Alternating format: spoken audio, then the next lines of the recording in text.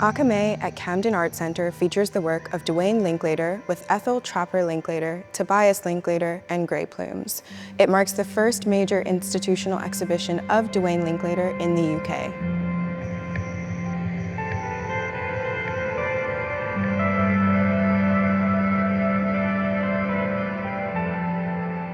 Duane Linklater is an Omaskêko Ininiwak artist working out of North Bay, Ontario. In this exhibition, he formally collaborates with Tanya Lucan Linklater under the moniker Grey Plumes. Lucan Linklater is a Shukpiak artist.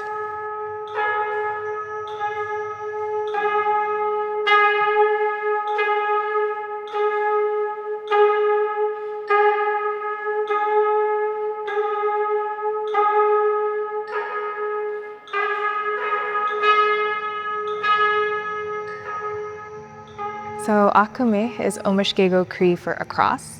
In the case of this exhibition, it's important to think about the gravity of these artist practices crossing the Atlantic Ocean. Duane and his collaborators are working beyond Western notions of linear time and space. They're working from past, present, and future all at once. And we can see this in the multiple generations present in the show. The collective authorship in the show, it speaks to the importance of intergenerational knowledge transmission as well as familial kinship, and not only preserving but asserting an Indigenous presence and futurity. And this collective authorship also unsettles any idea of individual exceptionalism.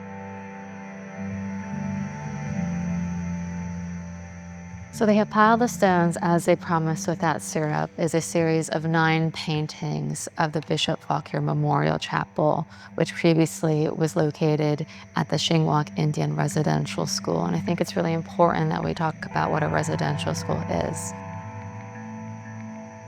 Residential schools were part of a system of boarding schools which existed throughout Canada from the late 1800s, with the last one closing in the early 1990s. And essentially these were part of a colonial assimilationist project where a lot of the Indigenous students were forced to attend, and they were stripped of their culture, their identity, and their families. Duane digitally printed a Google Maps image of the chapel onto the canvas first before overlaying it with materials such as cochineal, sumac, tobacco.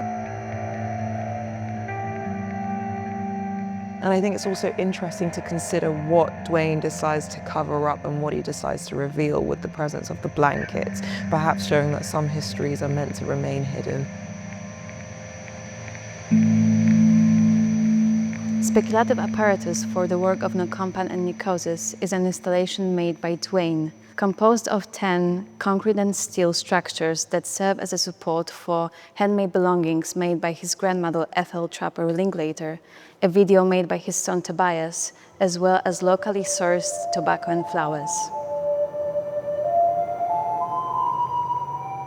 What I find compelling about speculative apparatus is how it blurs the boundaries between art, craft, and everyday objects, creating a space for us to reflect on how memory and knowledge can be transmitted through materials and passed across generations.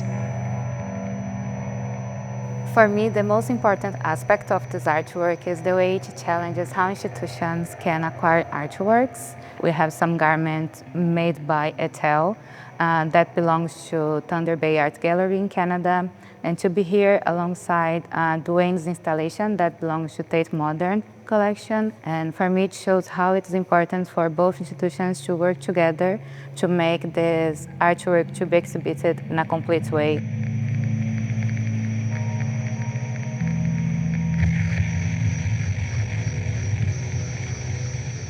Music plays a big role in Duane's practice.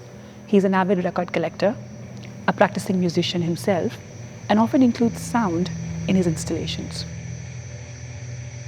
So this installation, Kia, Music for an Art Exhibition, is a new work.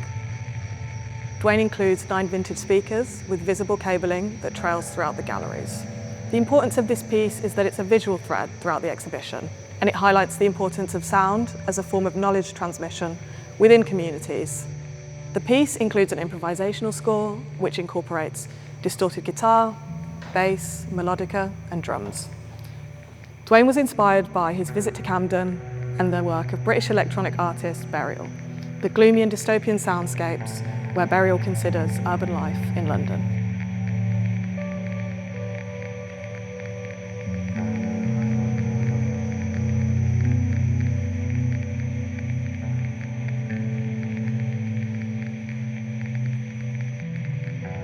Sarlumi Nokaset coming into view is comprised of 11 hand-built and smoke-fired ceramic vessels that are referencing a pot that was excavated from Tanya's Shukpiak homelands in 1962. That original vessel is now under conservation. Parts of it are broken, parts of it have chipped away. These pots are also referencing the original vessel's purpose of cooking and of rendering whale fat and of nourishing Shukpiak peoples. In order to activate these objects, Tanya Linklater created a textual component for it. And for this installation, Tanya wrote about her encounter with the pots in the Atlantic Museum for the first time, and she wrote those lines with pencil on the walls of the reading rooms, and those very lines would then become part of the poetry reading, dance, and trumpet performance titled Structural Flex.